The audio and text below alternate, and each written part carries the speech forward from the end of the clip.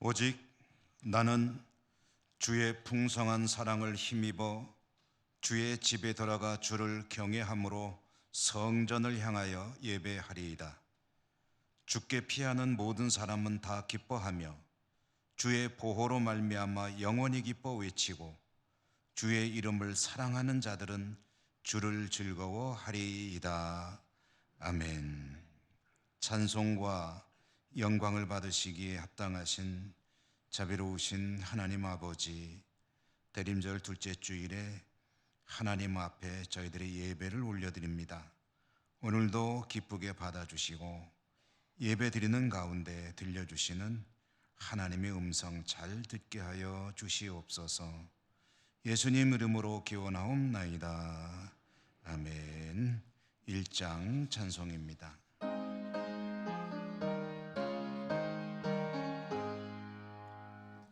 만복의 근원 하나님, 온 백성 찬송 드리고 저 천사여 찬송하세. 찬송 성부 성자 성령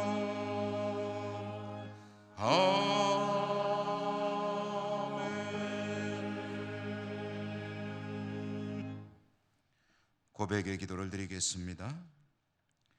자비로우신 하나님 아버지, 저희들은 하나님의 영광을 위하여 지음받은 존재인데 하나님의 영광을 드러내기보다는 그렇지 못하고 오히려 하나님의 영광을 가릴 때가 많았습니다.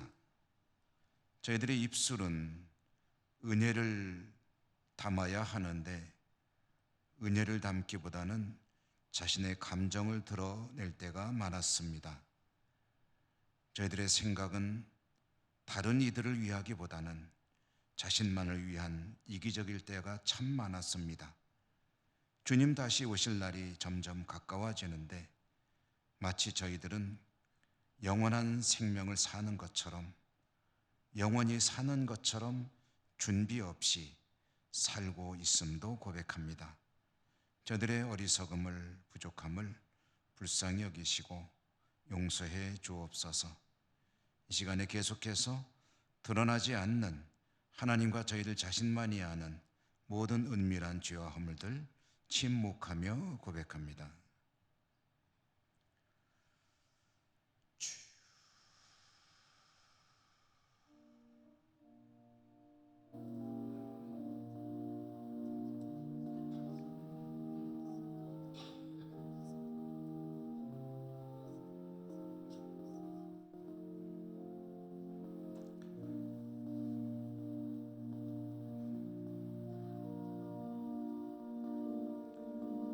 하나님의 사죄의 말씀입니다. 이 날에 너희를 위하여 속죄하여 너희를 정결하게 하리니 너희의 모든 죄에서 너희가 여호와 앞에 정결하리라. 아멘. 성시교독 교독문 116번 대림절 두 번째 교독문입니다. 이새 줄기에서 한 싹이 나며 그 뿌리에서 한 가지가 나서 결실할 것이요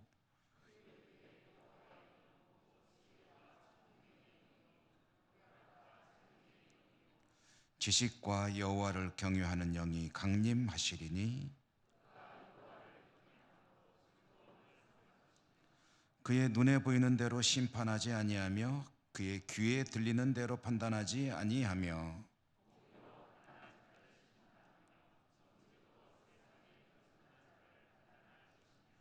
그의 입에 막대기로 세상을 치며 그의 입술의 기운으로 악인을 죽일 것이며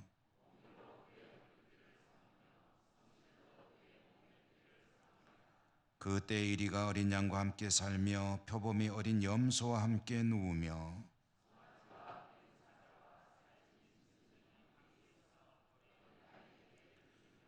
암소와 곰이 함께 먹으며 그것들의 새끼가 함께 엎드리며 사자가 소처럼 풀을 먹을 것이며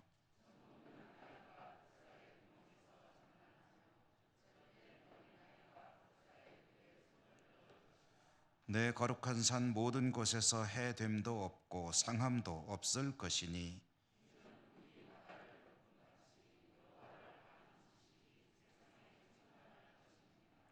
그 날에 이새의 뿌리에서 한 싹이 나서 만민의 기치로 설 것이요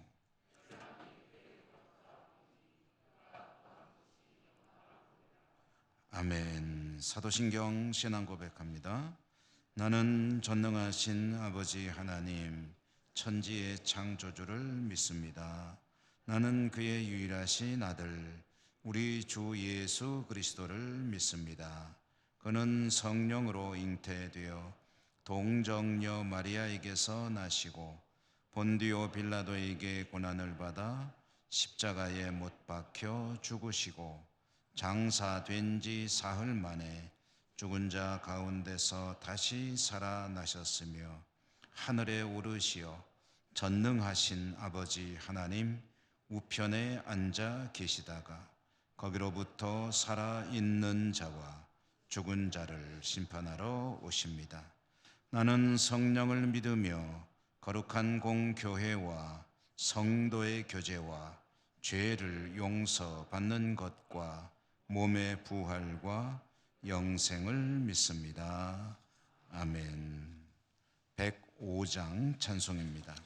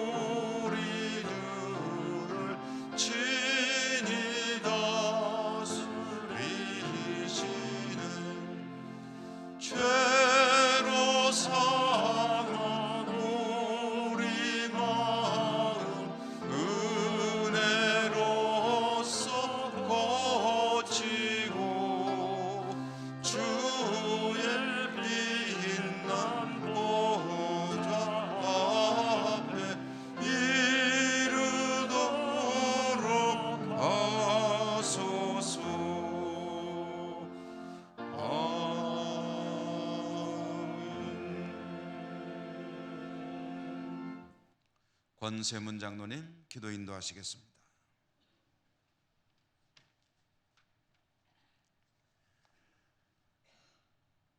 알파와 오메가가 되시는 하나님 아버지, 육신을 입고 이 땅에 오셔서 구원의 온청을 베풀어 주시고 다시 오시겠다고 약속하신 재림의 주님을 기다리며 대림절 둘째 주일을 맞이하여 영과 진리로 드리는 저희들의 예배를 받아 주시옵소서. 올 한 해를 돌아볼 때에 러시아와 우크라이나의 전쟁과 혼란스러운 국제 상황과 북한과의 관계, 이태원 참사, 코로나19와의 힘든 시간을 속에서 갈 바를 몰라 헤매던 나약한 저희들의 삶을 고백하지 않을 수 없습니다. 하나님 아버지, 이 모든 어려움들을 하나님의 말씀에 순종하지 못한 저희들의 욕심과 교만으로 인한 그 시기에 자복하고 회개하오니 전쟁이 속히 그치고 모든 것들이 회복될 수 있도록 위로와 긍휼을 베풀어 주시기를 간절히 기도드립니다. 또 이런 일들 때문에 주님을 향한 우리의 사랑이 끊어지지 않게 하시며 위기의 상황 속에서도 일상의 현장에서 성실하게 살면서 소외되고 힘든 가운데 있는 지체들을 섬기며 감사와 찬송으로 대림절을 보내게 하여 주시고 지치고 메마른 저희들에게 새 힘을 공급하여 주시옵소서. 하나님 아버지께서 이 땅을 지켜주시고 대통령과 위정자들에게 지혜와 명철을 주셔서 국정을 바르게 이끌어가게 하여 주시고 나라와 국민들을 사랑하고 하나님의 뜻을 이 땅에 이루어갈 좋은 대통령과 위정자들이 되게 하여 주시옵소서. 힘들고 어려운 상황 가운데서도 복음의 기쁜 소식을 전하기 위해 파송된 선교사님들께 성령 충만한 은혜와 건강과 물질을 채워주셔서 복음의 열매가 많이 맺혀지게 하여 주시고 모든 선교 현장에 하나님의 나라가 임하게 하여 주시옵소서. 이 시간 주님께서 세우신 몸된 교회 성도님들을 축복하여 주시고 맡겨진 사명을 잘 감당하는 충성된 일꾼들이 되어 우리 교회가 이 지역 사회에 꼭 필요한 교회가 되게 하여 주시고 주님의 뜻을 이루어 많은 영혼을 구원하게 하여 주시옵소서. 각종 시험을 치르고 앞날을 위해 기도하는 자녀들과 건강 문제로 힘든 가운데 있는 모든 분들의 기도에 응답하여 주시고 삶의 여건에 따라 출토한 가족들이 날마다 주님의 날개 아래 평안을 누리며 형통하게 하여 주시옵소서. 아버지 하나님, 오늘 또 귀한 말씀 선포하시는 목사님께 능력과 건세와 성령 충만함을 주시고 저희의 마음의 그릇에 성령의 감동과 진리로 채워주셔서 하나님께 소망을 두고 살아가는 성도가 다 되게 하여 주시옵소서. 주님을 사랑하며 경배드리는 성도들과 호산나 찬양대의 찬양을 흠량하시고 몸된 교회를 섬기며 수고하는 모든 지체들에게 복 주시기를 원하오며 저희들을 사랑하셔서 이 낮은 땅에 오신 구원의 주 예수 그리스도의 이름으로 감사하며 기도드립니다. 아멘.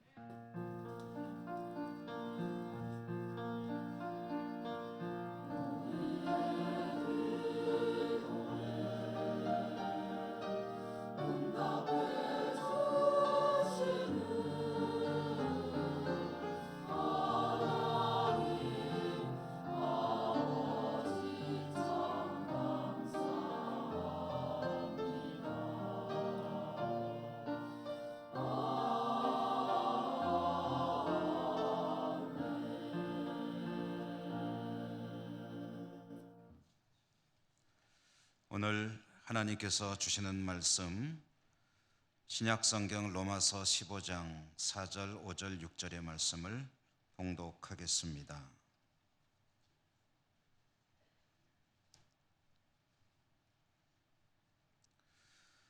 무엇이든지 전에 기록된 바는 우리의 교훈을 위하여 기록된 것이니 우리로 하여금 인내로 또는 성경의 위로로 소망을 가지게 함이니라. 이제 인내와 위로의 하나님이 너희로 그리스도 예수를 본받아 서로 뜻이 같게 하여 주사 한 마음과 한 입으로 하나님 곧 우리 주 예수 그리스도의 아버지께 영광을 돌리게 하려 하노라. 아멘. 호산나 찬양대 하나님께 찬양 올려드립니다.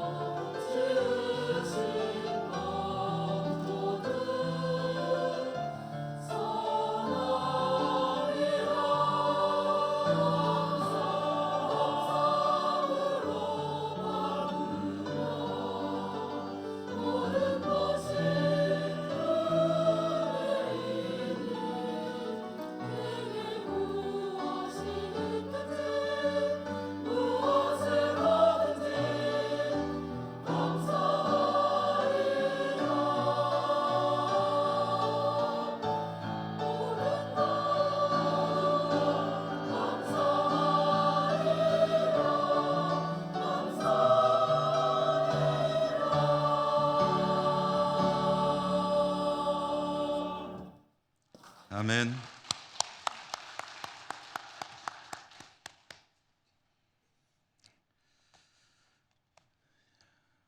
날씨 많이 춥죠.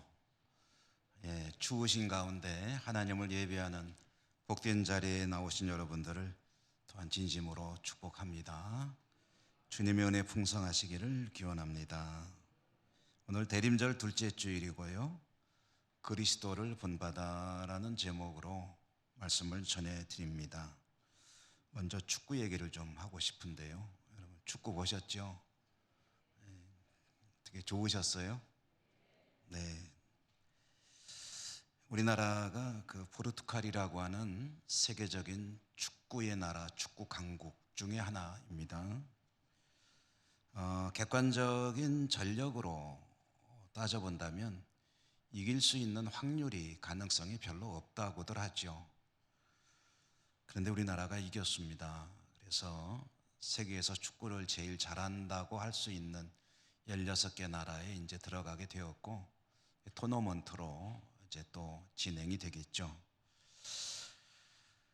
이기기 어려운, 이길 확률이 거의 없는 그런 경기를 우리나라가 이길 수 있었던 원인, 여러분 어떻게 이길 수 있었을까요? 만약에 원인이 있다면 그게 무엇일까요? 여러 가지들을 생각해 볼 수 있을 것입니다만은 우선 저는 그런 생각도 들더라고요.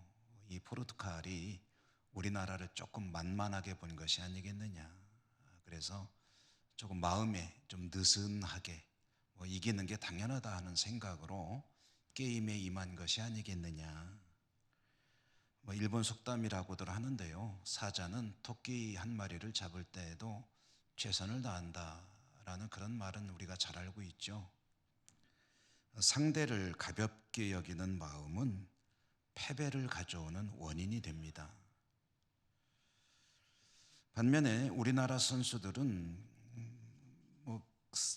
강한 나라이기 때문에 선수들과 또 지도하는 코칭 스텝 정말 모두가 한 마음 한 뜻이 되어서 최선을 다해 열심히 뛰었고, 감독과 선수뿐 아니라 온 국민이 응원하는, 성원하는 그 기운이 거기까지 전달이 됐는지 어쨌든 모두가 한 마음이 되어서 게임에 임했고요. 그래서 승리를 얻은 것이 아니겠는가 하는 생각을 해봅니다. 여러분도 응원하셨나요? 예, 저도 응원했습니다. 저도 한 마음으로 응원에 동참했습니다.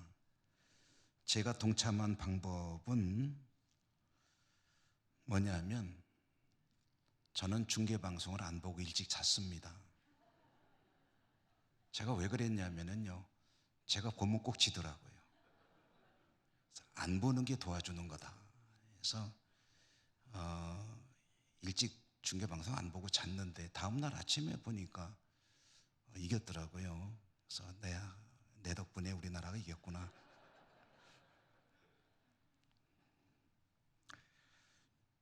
우리나라가 이기기를 바라는 마음이야 어디 가겠습니까?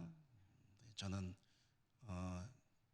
그런 생각이 있었습니다. 내가 안 보면 이길지 몰라 하는 마음으로 일찍 잤고요. 앞으로 월드컵이 계속되는 동안도 계속 안 볼 작정입니다. 어디까지 이기는지 좀 두고 보겠습니다. 마음이 하나가 되어야 하는 일은 축구만이 아닙니다. 모든 일이 다 그렇습니다. 어떤 단체든 어떤 공동체든 그 구성원들이 한 마음이 된다면 정말 큰 일을 이뤄낼 수가 있습니다. 로마 교회도 그랬습니다.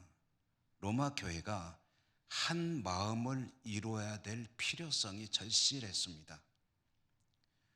오늘 말씀 5절에 보면 사도 바울이 로마 성도들에게 간곡하게 호소하는 내용인데요.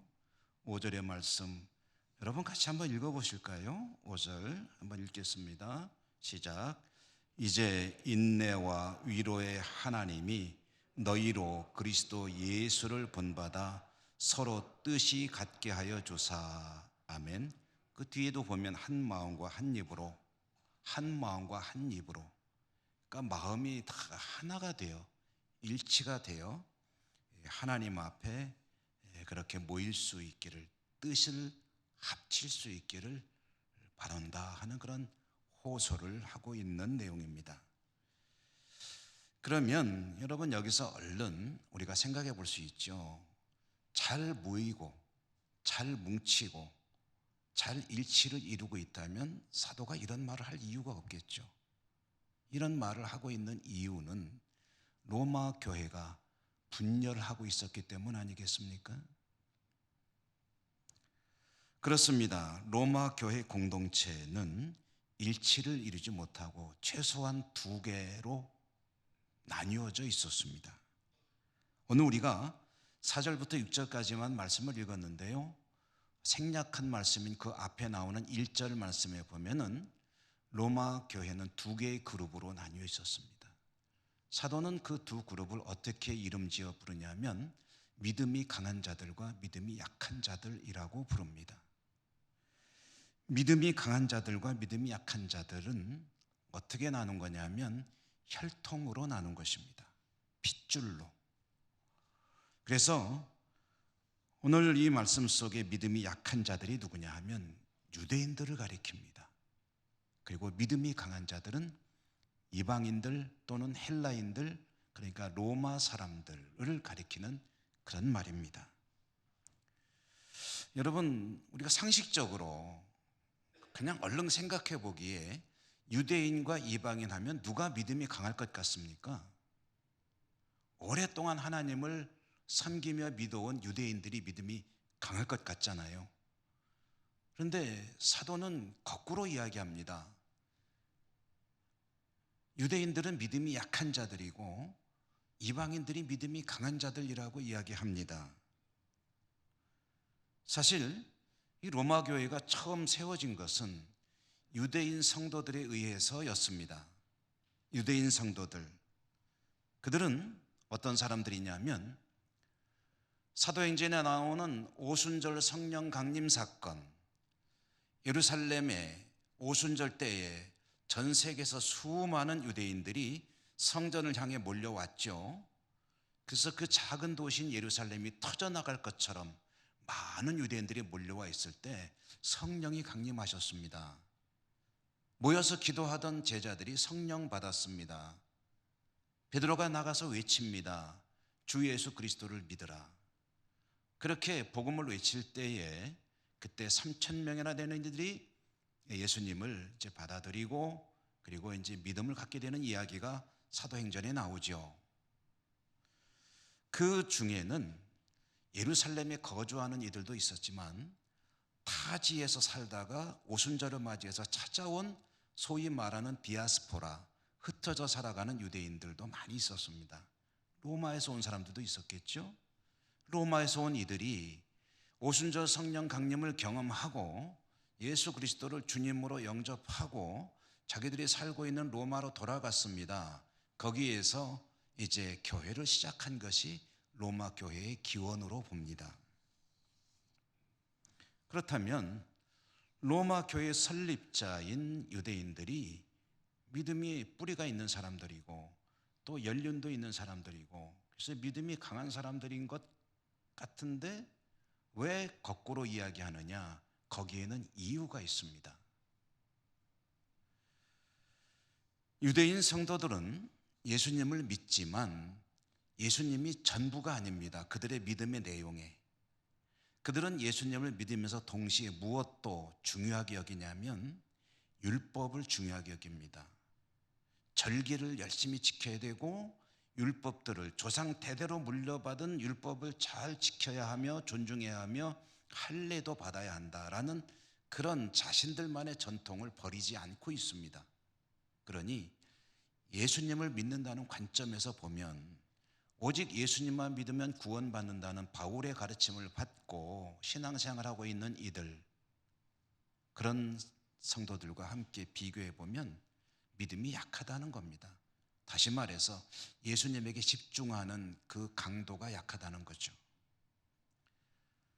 사도는 유대인들의 전통이 구원에는 아무런 영향이 없기 때문에 오직 주 예수 그리스도를 믿을 것만을 강조하는 사람입니다. 그러니 사도의 관점에서 보면 유대인들은 믿음이 약한 자들입니다.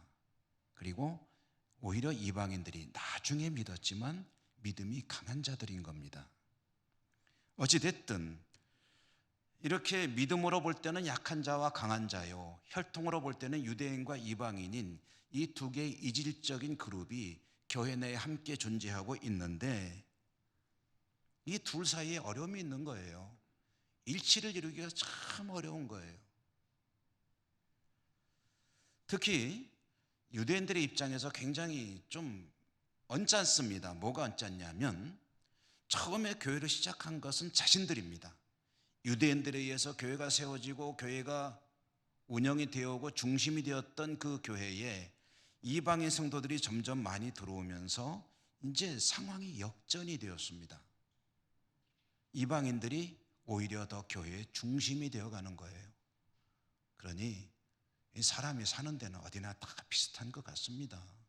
그런 것들을 오히려 좋아하고 교회 공동체가 부흥되고 그리고 성장하고 하는 것들을 즐거워하는 그런 마음이 있어야 되는데 그런 마음이 들기보단 먼저 어떤 생각이 드냐면 왠지 주도권을 빼앗기는 것 같고 우리가 시작했는데 왜 우리가 변두리로 들러리로 밀려나야 하는 거지? 하는 그런 생각들을 가지게 되면서 서로 간에 화합하지 못하고 그리고 이 갈등과 분열을 보이고 있었다. 이것이 로마 교회의 이제 아픔이었죠. 여러분 잘 아시지만 초대교회 시대에 얼마나 어려웠습니까? 교회들이. 외우내환이라는 말이 있죠. 외우, 밖에서 밀려오는 어려운 문제들이 있어도 내환이 없으면 괜찮습니다. 밖에서 아무리 힘들게 압박을 가해와도 안에서 똘똘 뭉쳐가지고 하나가 되면 얼마든지 이겨나갈 수가 있습니다. 그런데 밖에서 밀려오는 건 못지않게 안에서 하나가 되지 못하고 분열하고 있다면 그것은 참 연약하기 짝이 없는 그런 공동체일 수밖에 없습니다. 오히려 밖에서 어떤 힘이 닥쳐오기 전에 스스로 주저앉아 버릴 확률도 상당히 높은 거죠. 어려운 시대입니다.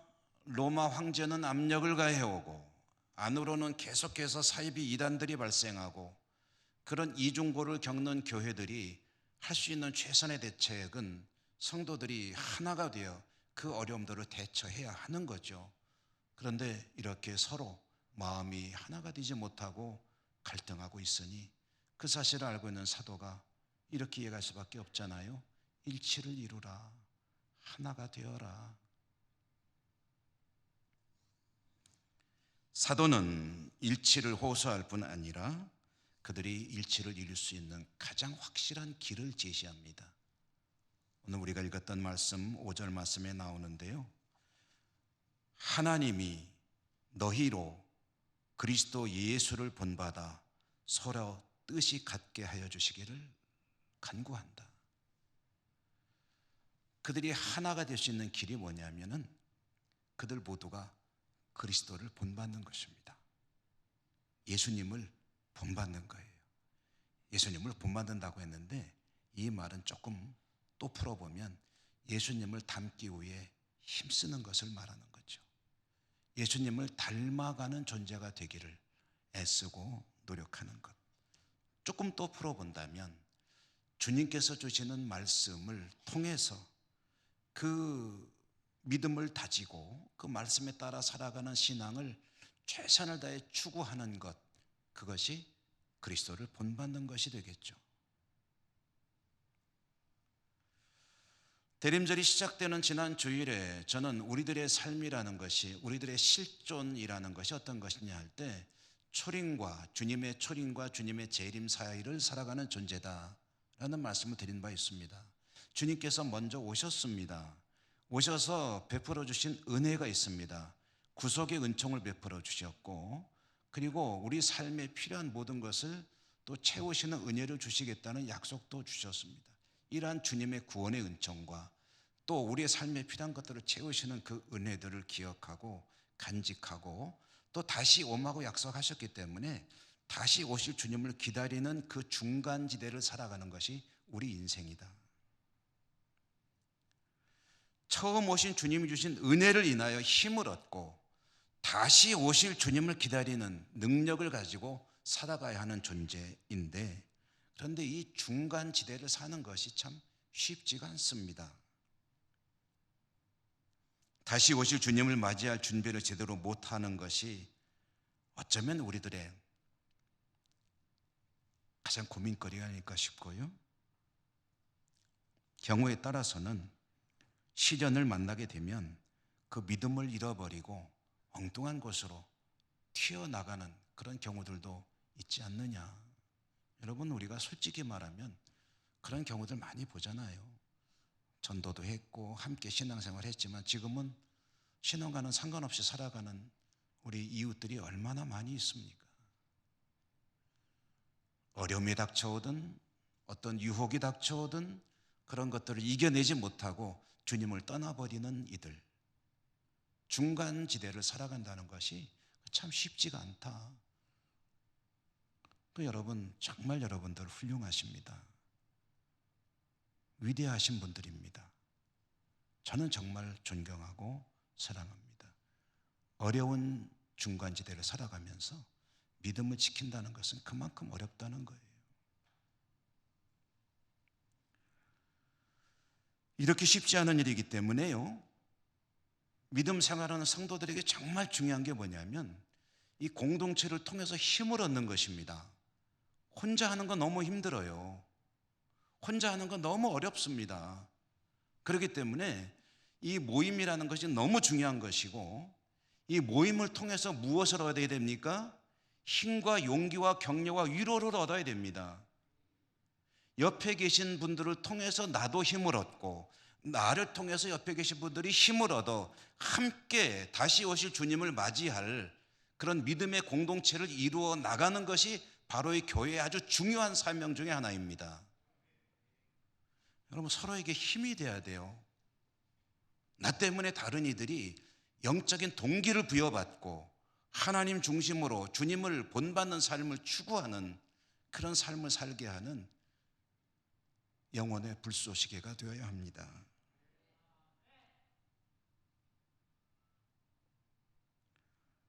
그렇게 할 수 있기 위해서 내가 추구해야 될 가장 어쩌면은 근본적인 기본적인 길이 뭐냐, 오늘 말씀에 의하면 그것을 주님을 본받아라 라는 말씀으로 계시하고 있는 것입니다.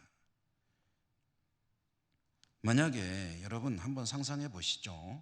여기 계신 여러분들과 저 누구든지 정말 그리스도를 본받는 삶을 살아가는 삶을 열심히 살아가는 그 누군가가 있다고 한다면, 그런 분이 몇 분이라도 더 있다고 한다면, 그런 분의 숫자가 점점 많아진다고 한다면, 그럼 우리 교회, 이 예천교회 공동체가 어떻게 될까요? 한 명보다는 두 명이, 두 명보다는 네 명이, 네 명보다는 8명이, 8명보다는 10명이, 20명이, 30명이 정말 주님을 본받기 위해서 최선을 다하는 그런 믿음의 사람으로 살아가고 있다면 어떤 일이 벌어지겠느냐?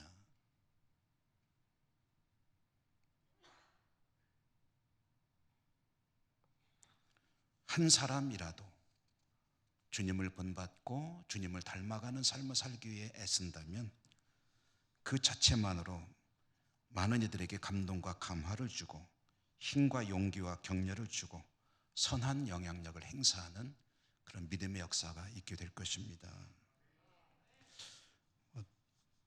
제 경험 중에 한 가지 이야기를 1부 때 말씀드렸는데 2부 때도 잠깐 이야기를 좀 드려볼까 합니다. 이것은 어찌 자랑처럼 들릴까 봐 조심스럽긴 한데요, 자랑스러운 일도 아닙니다.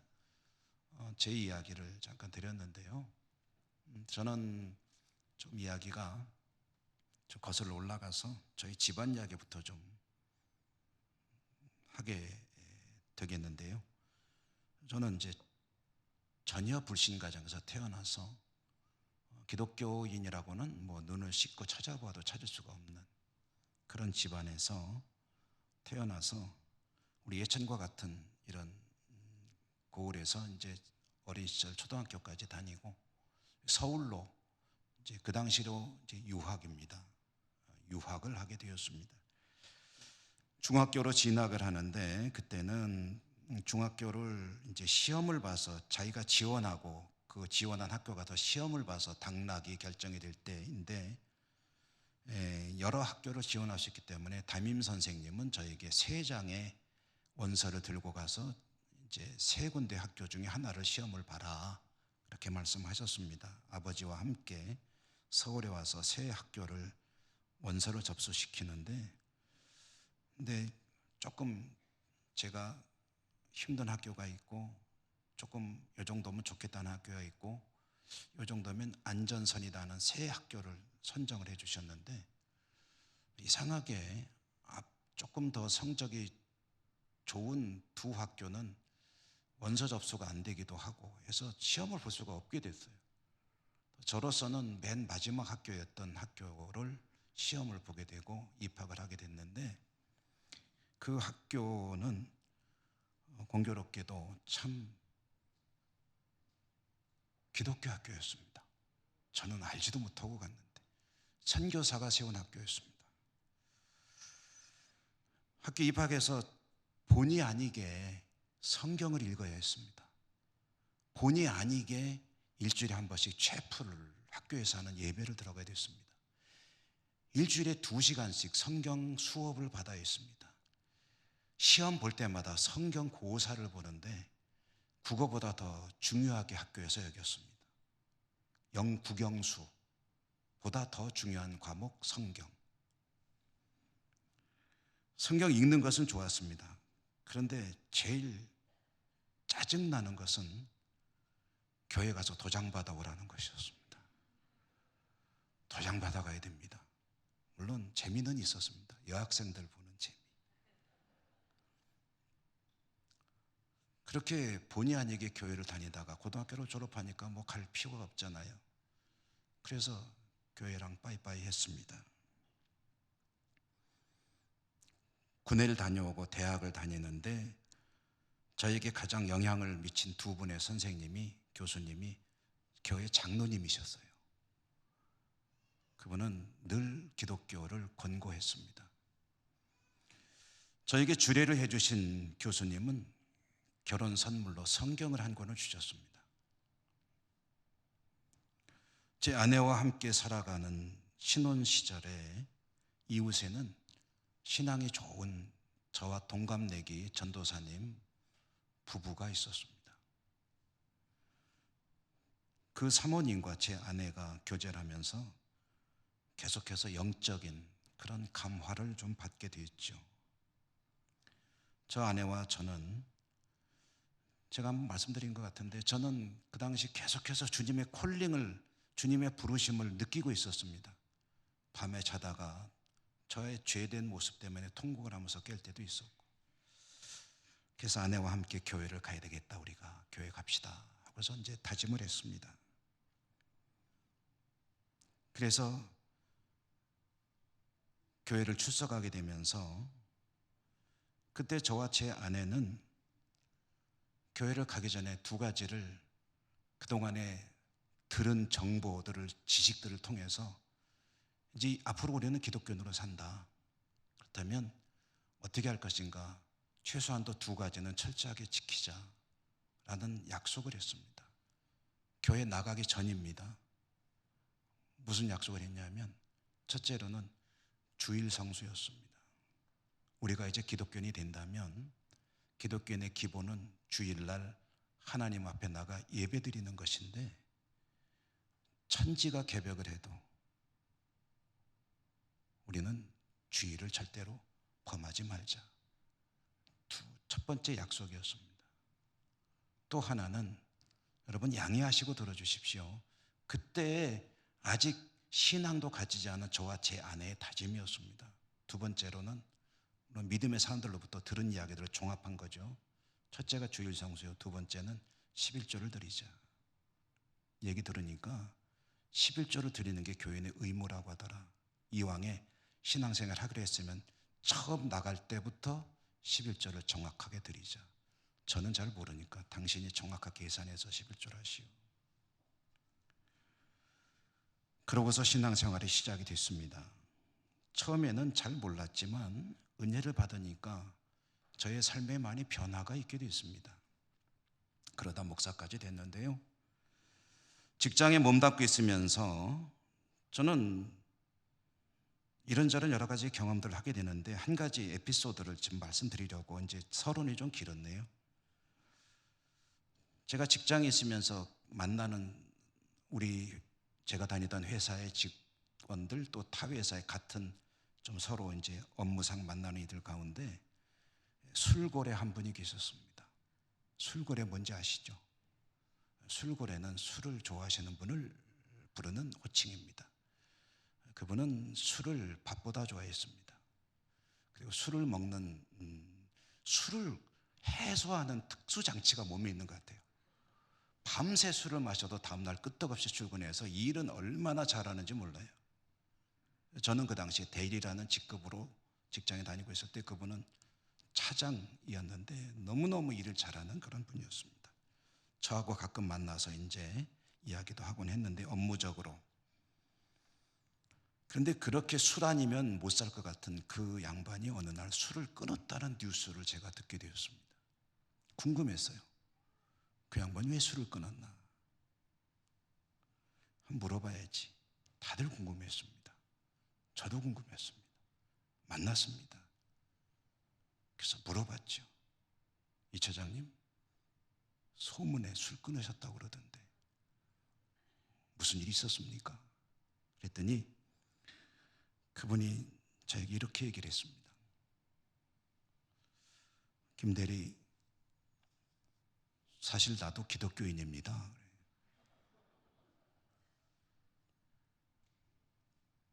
그런데 우리가 함께 그때 회식할 때 김 대리가 나는 크리스찬이기 때문에 술을 마시지 않습니다라고 얘기했죠. 모두가 다 술을 마시고 술을 마시지 않을 수 없는 그런 압력이 가해지는 자리인데, 나는 크리스찬이기 때문에 술을 먹지 않습니다 라고 말하는 것을 보고 내가 충격을 받았습니다. 생각 많이 했습니다. 그리고 술 끊기로 했습니다 라고 얘기를 하는 거예요. 저는 뭐 그런 일이 벌어진 줄은 생각도 못하고 있었죠. 제가 뭐 했습니까? 아무것도 한 일이 없습니다. 다만 기독교인으로서 마땅히 해야 될 일이라고 하는 것을 그냥 했을 뿐이고, 회식하는 자리에서 나 교인이니까 술 안 마셔요 라는 말 한마디 했을 뿐입니다. 그런데 그것이 한 분에게는 영적으로 자신의 큰 인생의 전환점이 될 수 있는 그런 변화를 가져오는 그런 계기가 되었다는 것은 참 놀라운 일 아닙니까?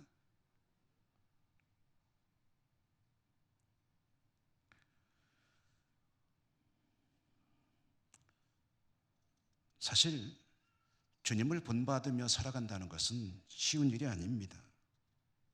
어떻게 연약한 저와 여러분 우리들이 주님을 닮을 수가 있겠습니까? 그렇지만 흉내내기 위해서라도 조금이라도 최선을 다할 때, 그것은 나 자신의 신앙을 지키는 것은 물론이고 다시 오실 주님을 맞이할 준비를 하는 것도 물론이거니와, 나와 함께 어려운 시기를 살아가고 있는 누군가에게 선한 영향력을 행사해서 그도 다시 오실 주님을 맞이하게 하는 그러한 계기를, 동기를 부여할 수 있다는 것, 이것이 교회 공동체가 가지는 힘입니다. 이것이 권능입니다. 사도 바울이 왜 그렇게 일치를 이루라, 특별히 그리스도를 본받으라 라고 권고하느냐?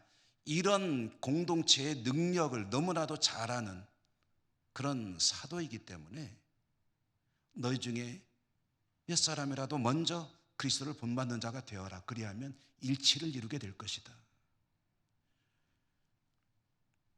여러분, 한 사람, 두 사람, 세 사람, 네 사람 교회 공동체 안에 주님의 모습을 닮아가는 사람들이 늘어난다면 그 교회 공동체가 어떻게 되겠느냐?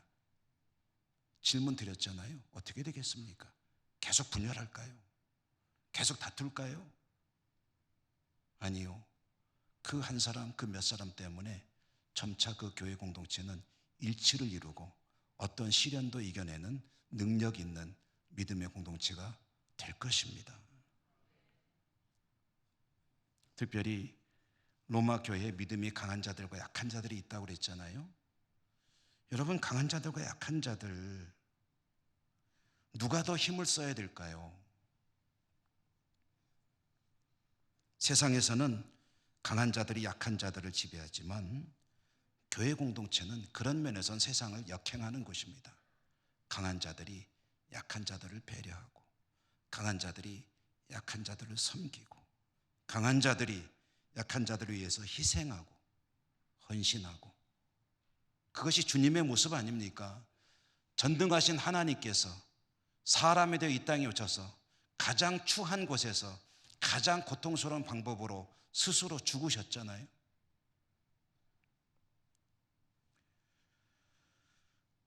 그것이 나를 위한 길이고 우리 교회를 위한 길이고, 그렇다면 여러분, 주님을 닮기 위해 힘쓰는 것은 어쩌면 우리에게는 당연한 일이 아닐까요? 다시 오시마 약속하신 주님, 여러분 오실까요? 안 오실까요? 오시겠죠. 언제 오실까요? 모르죠. 그렇지만 오시는 것은 확실하죠. 오시는 것은 확실하신 우리 주님, 그 주님 오실 때 맞이하기 위해서 나는 무엇을 준비하며 살 것인가? 오늘 말씀이 권고합니다. 그리스도를 본받으라. 주님을 닮기 위해 힘쓰라. 주님의 말씀을 따르는 삶을 살기 위해 힘쓰라. 그것이 주님 맞이할 준비를 하는 것이다. 여러분 모두에게 그 은혜가 풍성하시기를 주님 이름으로 축원합니다. 은혜로우신 하나님 감사합니다. 연약하고 부족하지만 주님을 닮기 위해 힘쓰겠습니다. 성령님 도와주시옵소서. 예수님 이름으로 감사하고 기도드립니다. 아멘. 452장 찬송하시며 봉헌하시겠습니다.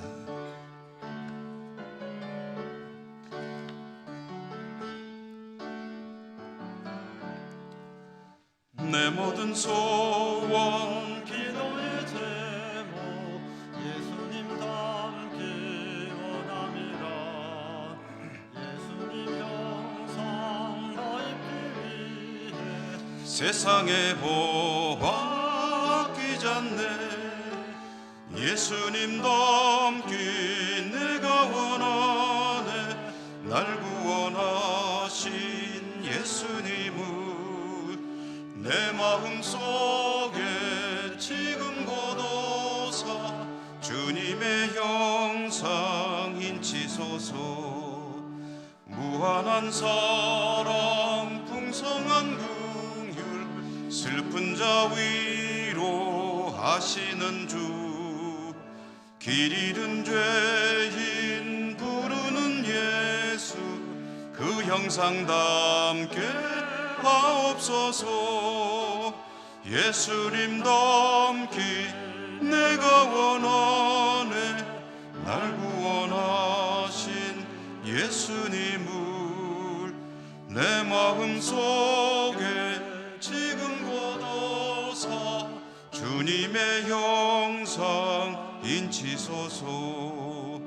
겸손한 예수 거룩한 주님 원수의 멸시 참으시사 우리를 위해 고난을 받은 구주를 담게 하옵소서. 예수님 닮기 내가 원하네. 날 구원하신 예수님을 내 마음 속에 지금 곳오서 주님의 형상 인치소서. 자비로우신 하나님 감사합니다. 오늘도 하나님 앞에 나올 수 있도록 저희들의 삶을 주장해 주시고 건강도 주시고 여건도 주시고 또 하나님을 향해 나올 때 저희들이 빈손으로 오지 않고 정성껏 예물을 올려드릴 수 있도록 물질 주신 것을 감사합니다. 모든 것이 하나님께서 주시는 것입니다. 마땅히 드려야 되는 부분 오늘도 정성껏 구별해 가지고 나왔습니다. 올려드립니다. 받아주시옵소서. 또한 저희들의 믿음의 고백, 사랑의 고백, 기도의 제목 함께 받아주시고 저희들이 세상에서 정말 복되게 살아가는 주님 닮아가는 저희 모두가 될 수 있도록 은혜 더하여 주시옵소서. 예수님 이름으로 감사하고 기도 올리옵나이다. 아멘.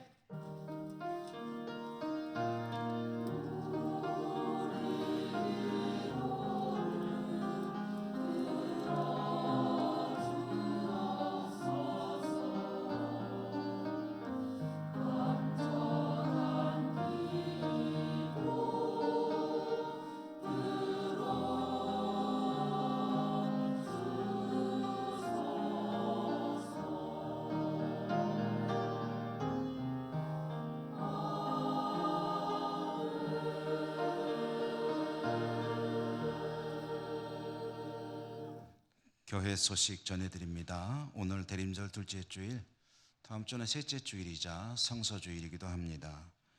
월삭 새벽 기도회는 우리가 지금은 한 달에 한 번씩만 하루씩만 하고 있죠. 내일 새벽 5시 본당에서 한 달에 한 번 하는 새벽 기도회인데 우리 성도님들이 많이 오셔서 참여하시면 좋겠습니다. 코로나 이후에 차량 운행이나 이런 분들을 못하고 있지만 여건이 되는 대로 많이 오셔서 하나님께 예배하는 우리 모두가 될 수 있기를 바랍니다.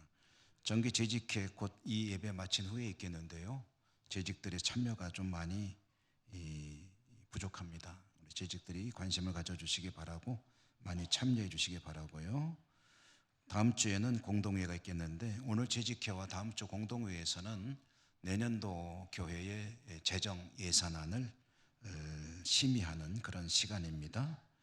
항존직 피택자 교육은 오늘도 오후 찬양 예배 후에 예배실에서 교육 계속됩니다. 중보기도 사역자 모임이 1시 세미나실, 여전도 협의회 회장단 모임 2부 예배 후 세미나실, 그 다음에 예천군 기독교연합회 정기총회가 오는 목요일 오전 11시 기독교회관, 예천경찰서 성탄 추리 점등 예배가 오는 금요일 오후 4시 예천경찰서 현관에서 있게 되겠습니다.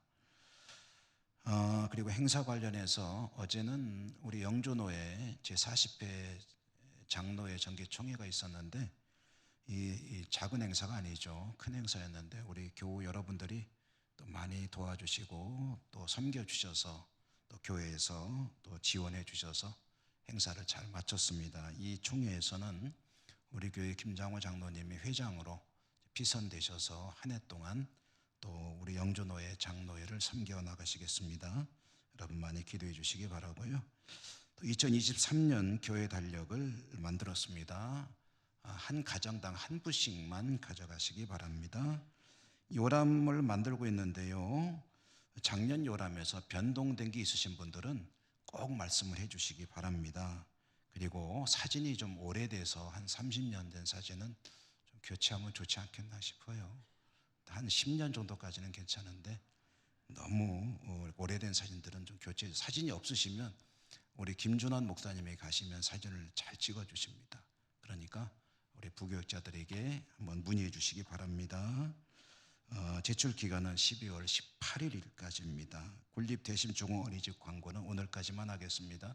우리 어린이집에 원아들을 모집하는 일에 우리 교우들께서 많이 도와주시면 고맙겠습니다. 저는 오늘 오후에는 우리 영조노회 지곡교회 목사 위임 예식과 원로장로 추대, 은퇴, 임직 여러 가지 행사들이 겸해서 있게 되는데요, 이 지곡교회는 우리 교회에서 심호하시던 우리 오주연 목사님이 오늘 목사로 위임을 받습니다. 그래서 저는 설교차 잠시 다녀오겠는데요. 여러분 참고해 주시기 바라고요. 우리 곁에 계신 분들하고 인사하며 일어나겠습니다. 사랑합니다. 축복합니다. 강건하십시오.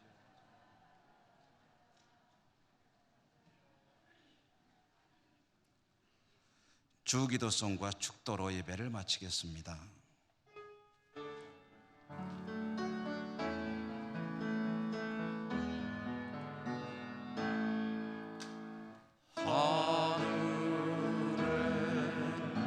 계신 아버지 이름 거룩하사 주님 나라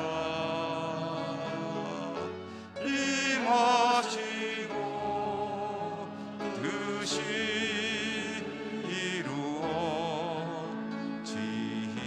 이루어지이다. 일용할 양식 주시고 우리들의 큰 죄 다 용서하옵시고 또 시험에 들게 마시고 악에서 구원하소서. 내게 주의 나라 주의 권세 주의 영광 영원히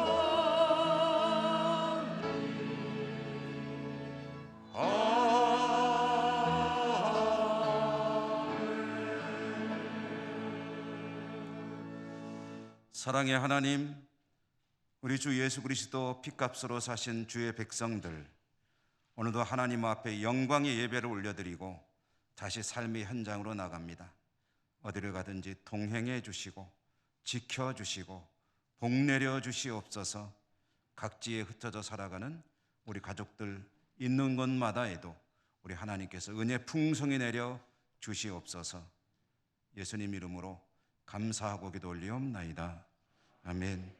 주 예수 그리스도의 은혜와 하나님 사랑과 성령님 교통하심이 주의 백성들 머리 위에와 저들의 모든 삶의 자리들 위에 항상 함께 하시옵기를 축원하옵나이다.